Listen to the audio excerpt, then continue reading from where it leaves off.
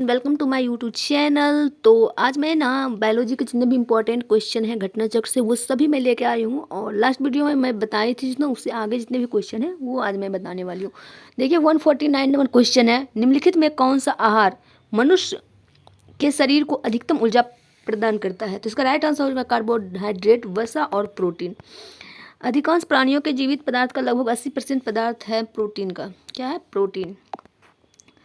प्राणियों के जीवित पदार्थ में सर्वाधिक मात्रा में जल पाया जाता है, किंतु कार्बनिक पदार्थों में सर्वाधिक मात्रा में प्रोटीन पाया जाता है। प्रोटीन सभी जीवित कोशिकाओं में मौजूद होते हैं। नेक्स्ट है, चिकित्सक परामर्श देते हैं कि हमें अपना भोजन वनस्पति घी की अपेक्षा तेल में बनाना चाहिए, क्योंकि तेल जो है असंतृप्त वसाएं होती है। डॉक्टर वनस्पति घी का बजाय कुशोधित पादप तेलों का उपयोग से भोजन बनाने का परामर्श देते हैं, क्योंकि इनमें ना असंतृप्त वसाएं अनसैचुरेटेड फैट पाई जाती है तथा ये संतृप्त वसाओं वाले वनस्पति घी से कम हानिकारक होते हैं। नीचे दिए गए कथन दिए गए हैं, जिनमें एक को ए और दूसरे को आर कहा जाता है। ए जो है सूरजमुखी का तेल एक अच्छी गुणवत्ता वाला खाद्य तेल है। आर जो है इसे में संतृप्त वसा अम्लों की अधिक मात्रा में पाई जाती है। इसका राइट आंसर ए हो जाएगा। ए और आर दोनों सत्य है, आर ए का सही व्याख्या करता है। सूरजमुखी एस्टेरेसी कुल के अंतर्गत आता है। यह आवृतबीजी पौधा है जिसका उपयोग तेल बनाने में किया जाता है। इसका तेल एक अच्छी गुणवत्ता का खाद्य तेल है, क्योंकि इसमें असंतृप्त वसा अम्लों की अधिकता होती है। ज्ञातव्य है कि असंतृप्त वसा अम्ल मानव के लिए एक अच्छा पोषक तत्व है। कौन सा वनस्पति तेल हृदय रोगियों के लिए उपयुक्त है? तो वो है सूरजमुखी तेल। सूरजमुखी का तेल हृदय रोगियों के लिए उपयुक्त होता है, क्योंकि इसमें वसा की मात्रा बहुत कम होती है। सूरजमुखी एस्टेरेसी कुल के अंतर्गत आता है तथा यह आवृतबीजी पौधे होता है जिसका उपयोग तेल बनाने में किया जाता है। नेक्स्ट है, अन्य पशुओं के मांस की तुलना में मछली का उपयोग स्वास्थ्यकर माना जाता है, क्योंकि मछली में क्या होता है तो बहुअसंतृप्त वसा अम्ल होती है। बहुअसंतृप्त वसा अम्ल में अपघटन की दर काफ़ी तीव्र होती है, जिसके कारण संवहनीय क्रिया में ऑक्सीजन के अधिक अनुग्रहण कर लिए जाते हैं, जिसके परिणाम स्वरूप मनुष्य में असंवहनीय क्रिया बढ़ जाती है। मछली में पाई जाने वाली वसा में सबसे अधिक और बहुअसंतृप्त वसा अम्ल पाया जाता है, जो कि मानव के लिए काफ़ी अच्छा पोषक तत्व है।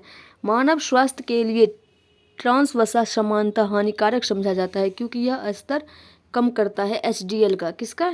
एचडीएल का। ट्रांस वसा मानव स्वास्थ्य के लिए खतरनाक है, क्योंकि ये अच्छे एचडीएल का स्तर कम करता है और हानिप्रद का स्तर बढ़ाता है। आहार उत्पादकों के विक्रय में जुटे कंपनी यह विज्ञापित है कि इसके उत्पादों में ट्रांस वसा नहीं होती है। उसके इस अभियान का उपभोक्ताओं के लिए क्या अभिप्राय है? कंपनी के आहार उत्पाद हाइड्रोजनीकरण तेलों से नहीं निर्मित किए जाते हैं। कंपनी के आहार उत्पाद पशु उत्पन्न वसा तेलों से निर्मित किए जाते हैं। कंपनी के द्वारा प्रयुक्त तेल संभवतया उपभोक्ताओं के हृदय वाहिकाओं और स्वास्थ्य को क्षति नहीं पहुंचाएगा। इसका राइट आंसर हो जाएगा 1, 2 और 3 तीनों सही है। ट्रांस वसा का उपभोग शरीर में खराब एलडीएल कोलेस्ट्रॉल के स्तर को बढ़ाता है और अच्छे एचडीएल कोलेस्ट्रॉल के स्तर को कम करता है, जो कि हृदय वाहिका के स्वास्थ्य को क्षति पहुंचा सकता है। पशु उत्पन्न वसा तेल तथा हाइड्रोजनीकृत तेलों दोनों ही ट्रांस वसा होते हैं। इस प्रकार प्रश्न तीनों सही है। कोलेस्ट्रॉल निम्नलिखित में से क्या है? कोलेस्ट्रॉल जो है वो है स्टेरॉइड है। क्या है? स्टेरॉइड है। कोलेस्ट्रॉल एक प्रकार का स्टेरॉइड है। यह लिपिड का एक प्रकार है। कोलेस्ट्रॉल मोम जैसा पदार्थ होता है। यह वसा का ही रूप है जो लीवर में पैदा होता है। शरीर के सही ढंग से काम करने के लिए कोलेस्ट्रॉल बहुत ज़रूरी है। शरीर में कोलेस्ट्रॉल की अधिकता से हृदय की धमनियों में रक्त प्रवाह में बाधा पड़ती है तथा हृदयाघात हो जाता है। कोलेस्ट्रॉल क्या है? कोलेस्ट्रॉल जंतु वसा में उपस्थित वसीय अल्कोहल है। कोलेस्ट्रॉल जंतु वसा में मौजूद एक वसीय अल्कोहल है, जो कि रंगहीन, गंधहीन तथा श्वेत क्रिस्टलीय पदार्थ है और इसका मानव हृदय रोग से सीधा संबंध है। निरंतर वसा प्रधान भोजन को करने से रुधिर में कोलेस्ट्रॉल की मात्रा बढ़ जाती है, जिसके परिणाम स्वरूप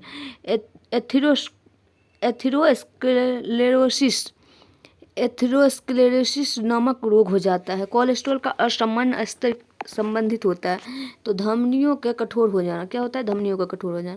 कोलेस्ट्रॉल रक्त में घुलनशील नहीं होता। निम्न घनत्व लिपोप्रोटीन एलडीएल बुरे कोलेस्ट्रॉल के नाम से जाना जाता है। राष्ट्रीय कोलेस्ट्रॉल नियंत्रण कार्यक्रम के अनुसार शरीर में एलडीएल कोलेस्ट्रॉल का स्तर 100 मिलीग्राम पर DL से कम होना चाहिए। इस स्तर से अधिक होने पर कोलेस्ट्रॉल हृदय तथा मस्तिष्क को रक्त प्रवाह करने वाली धमनियों की भीतरी दीवार में जमा हो जाता है, जिसके परिणाम स्वरूप थक्का जमने से हृदयाघात या स्ट्रोक हो सकता है। ट्राइग्लिसराइड क्या है? ट्राइग्लिसराइड जो है एक वसा है। ट्राइग्लिसराइड शरीर में पाए जाने वाला वसा का एक प्रकार है। हमारा शरीर भोजन से प्राप्त उपयुक्त ऊर्जा को ट्राइग्लिसराइड में परिवर्तित कर देते हैं। ट्राइग्लिसराइड वसा कोशिकाओं में संचित होता है। स्तनधारियों में श्वसन होता है। स्तनधारियों में श्वसन होता है फुफ्फुस के द्वारा। किसके द्वारा? फुफ्फुस के द्वारा।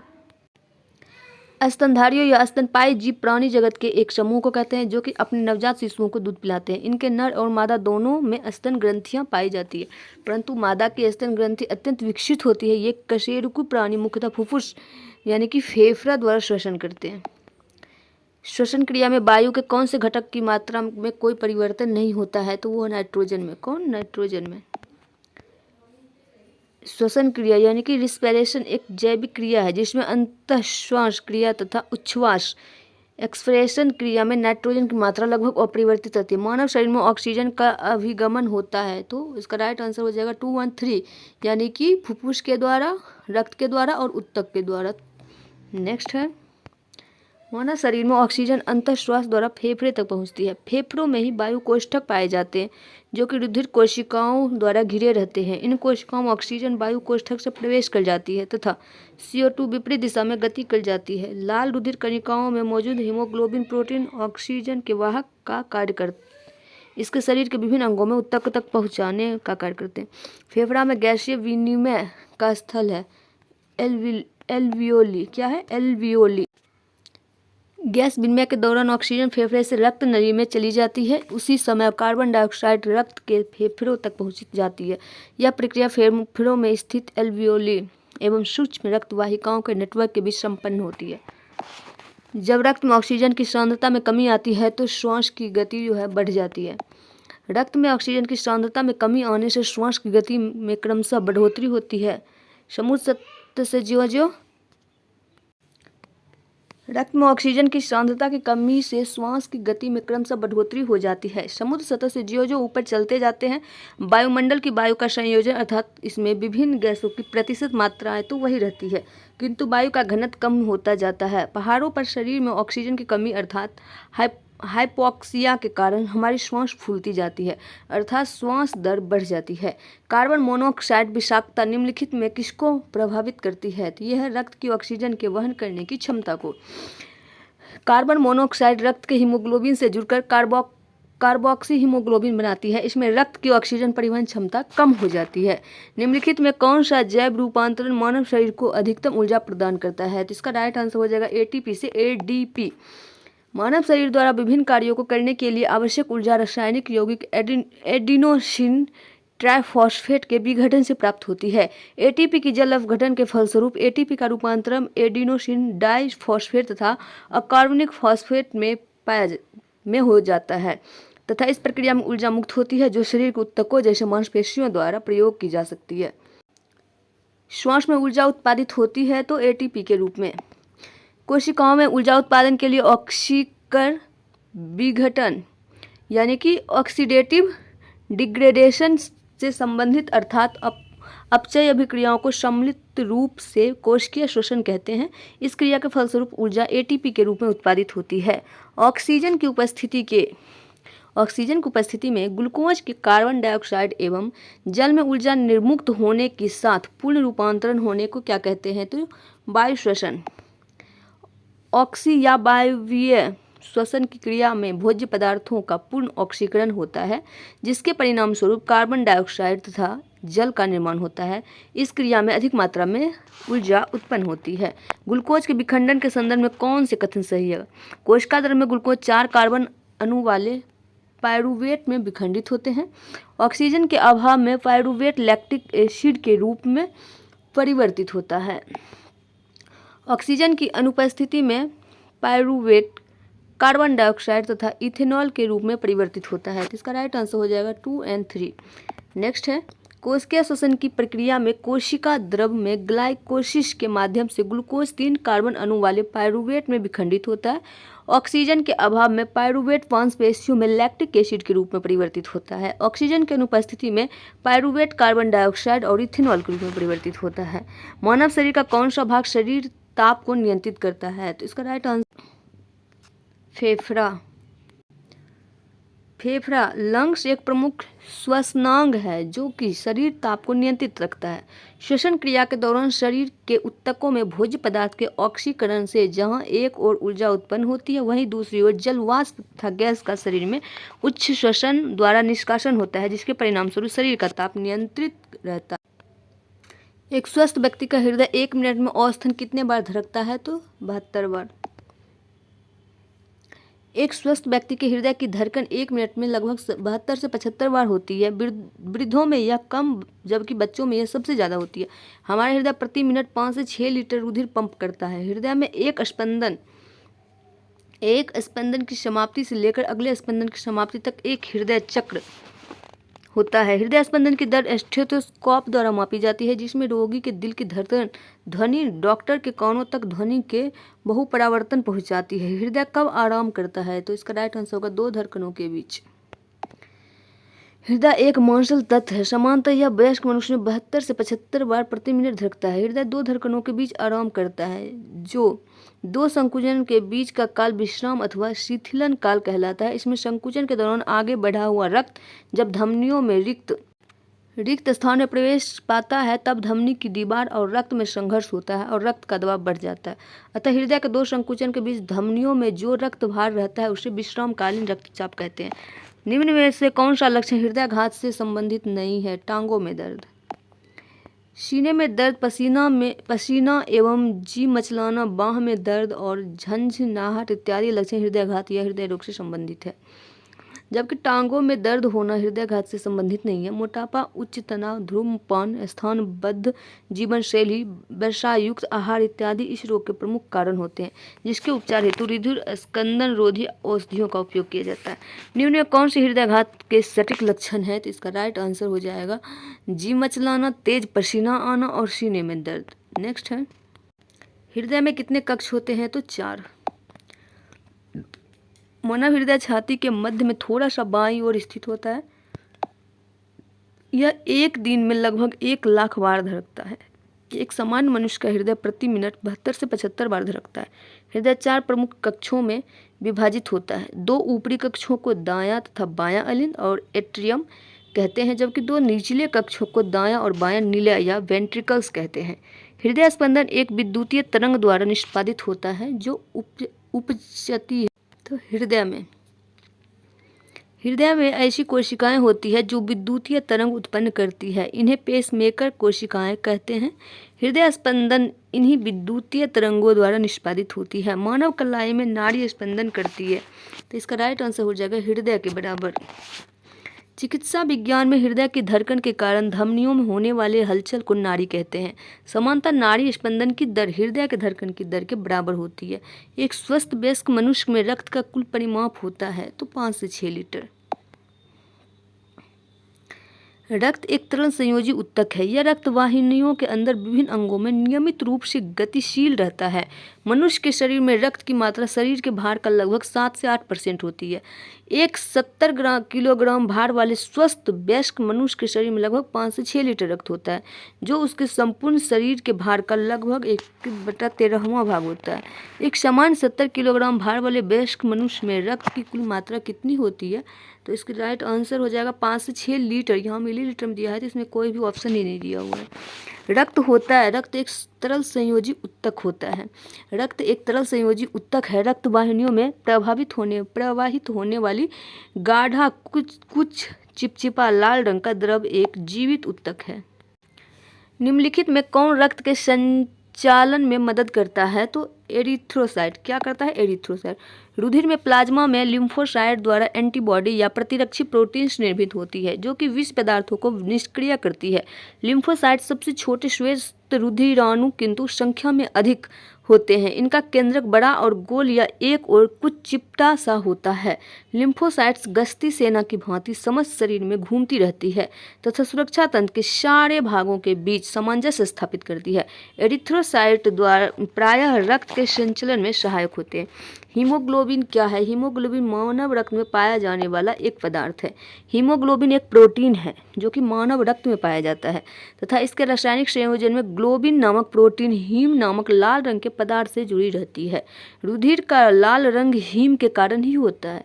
हीम वलय यानी कि रिंग में केंद्रीय भाग लौह का होता है। एक समान व्यक्ति में हीमोग्लोबिन की औसतन मात्रा 12 से 18 ग्राम पर 100 मिलीलीटर रुधिर होता है। यह शरीर में गैसों के परिवहन का कार्य करती है। हीमोग्लोबिन के संबंध में निम्नलिखित में कौन सा कथन सही नहीं है? तो यह कुछ अम्लीय होता है, ये गलत है।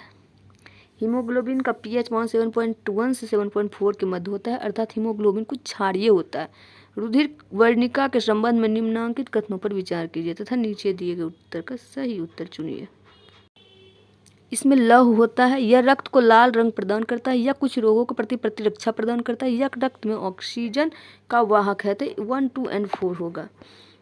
कुल रुधिर का लगभग 55% भाग प्लाज्मा तथा शेष 45% भाग रुधिराणु होता है। रुधिराणु 3 प्रकार के होते हैं, एक है लाल रक्त कणिकाएं, श्वेत रक्त कणिकाएं तथा प्लेटलेट। प्लाज्मा में लगभग 51% जल तथा शेष 8 से 9% जो है भाग में विभिन्न प्रकार के अकार्बनिक और कार्बनिक पदार्थ होते हैं। लाल रुधिराणु कुल रुधिर का 40 से 45% भाग होता है। यह रुधिर का कोशिकीय भाग है। यह केवल कशेरुकी प्राणियों में ही पाए जाते हैं।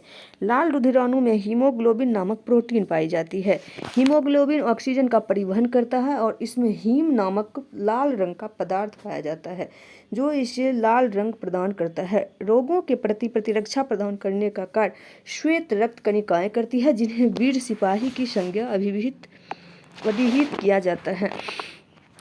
हीमोग्लोबिन के बारे में निम्नलिखित कथनों पर विचार कीजिए। यह रक्त में ऑक्सीजन का संचार करता है, राइट। यह लौह युक्त यौगिक है, ये भी सही। यह कुछ रोगों के प्रति प्रतिरक्षा प्रदान करता है, तो इसका ये WBC का काम है। और यह रक्त को लाल रंग प्रदान करता है, तो हीमोग्लोबिन का काम है। यह रक्त को लाल रंग प्रदान करता है, हीमोग्लोबिन, सॉरी ये सही है। तो इसका राइट आंसर 1, 2 और 4 हो जाएगा, यानी कि डी। शरीर में हीमोग्लोबिन का कार्य क्या है? ऑक्सीजन का परिवहन, ऑप्शन ए। नेक्स्ट है, निम्नलिखित में से किस प्राकृतिक पदार्थ में लौह विद्यमान होता है? तो वो है मायोग्लोबिन में। मायोग्लोबिन लगभग सभी स्तनधारियों समानतः कशेरुकी प्राणियों के पेशीय ऊतकों में पाए जाने वाला एक प्रोटीन है। लौह इसका आवश्यक घटक है। मायोग्लोबिन में कौन सी धातु होती है? तो वो होती है लोहा। मायोग्लोबिन लगभग सभी स्तनधारियों समानतः कशेरुकी प्राणियों के पेशीय ऊतकों में पाए जाने वाला एक प्रोटीन है। लौह इसका आवश्यक घटक है। किस प्राणी के जीव द्रव में हीमोग्लोबिन का विलय हो जाता है? तो इसका राइट आंसर हो जाएगा केचुआ में। केचुआ एक एनिलिड प्राणी है जिसमें हीमोग्लोबिन प्लाज्मा में घुला होता है, जबकि अन्य कशेरुकियों में यह प्रोटीन लाल रुधिर कणिकाओं में पाया जाता है। केचुआ में रुधिराणु रंगहीन तथा केंद्रक युक्त होते हैं और इस जंतु में परिसंचरण तंत्र बंद प्रकार का होता है। रक्त में लाल रंग निम्न में से किसके कारण होता है? तो इसका राइट आंसर हो जाएगा हीमोग्लोबिन के कारण।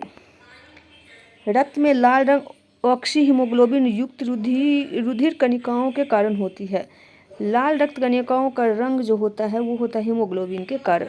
नेक्स्ट है, लाल रक्त कणिकाओं का रंग लाल उसमें हीमोग्लोबिन नामक प्रोटीन को ऑक्सीजन से संयुक्त होने के कारण होता है। लाल रुधिर कणिकाओं में एरिथ्रोसाइट कणिकाओं को एरिथ्रोसाइट भी कहते हैं, जो कि सिर्फ कशेरुकियों के रुधिर में होते हैं। मनुष्य में ये केंद्रक विहीन तथा इनकी औसतन संख्या पुरुषों में 55 लाख तथा स्त्रियों में 48 लाख प्रति क्यूबिक मिलीमीटर रक्त होती है। शरीर में यह गैसों के परिवहन का कार्य करती है। रक्त शरीर में क्या कार्य करता है? सारे शरीर में ऑक्सीजन पहुंचाता है, तरलता बनाता है, भोजन पचाने में सहायक होता है, खड़े होने में सहायक होता है। तो ये 1 सही है, ऑप्शन ए। तो आज के लिए इतना ही रहने देते हैं और मिलेंगे नेक्स्ट वीडियो में। तब तक के लिए बाय, टेक केयर। वीडियो पसंद आए तो वीडियो को लाइक कर दीजिएगा और वीडियो को शेयर भी कर दीजिएगा और चैनल को सब्सक्राइब कर दीजिएगा। Thanks for watching, take care, all the best.